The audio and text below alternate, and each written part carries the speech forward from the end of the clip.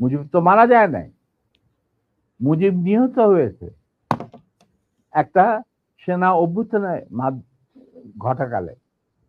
সেনা অভ্যুত্থান তো আর খালেদাতে মার্বেল খেলে না, ওখানে দুই পক্ষ থেকেই গোলাগুলি হয় এবং হতাহত হয় দুই পক্ষে। যেমন মুজিবের পক্ষের কিছু লোক মারা গেল, সেভাবে বিপ্লবীদের সেনা অভ্যুত্থানকারী বিপ্লবীদের তরফ থেকে কিছু লোক প্রাণ হারায়।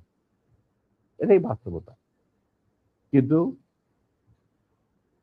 তারা বিজয়ী হয়ে গেল, বিপ্লবীরা বিজয়ী হলো, তারা ক্ষমতা তাদের নিজের হাতে নিয়ে নিল স্বতঃস্ফূর্ত ভাবে। ইলিয়াস, ঘোষণাটা অবশ্য আমি দিয়েছিলাম, স্বতঃস্ফূর্ত ভাবে মুজিবের সেই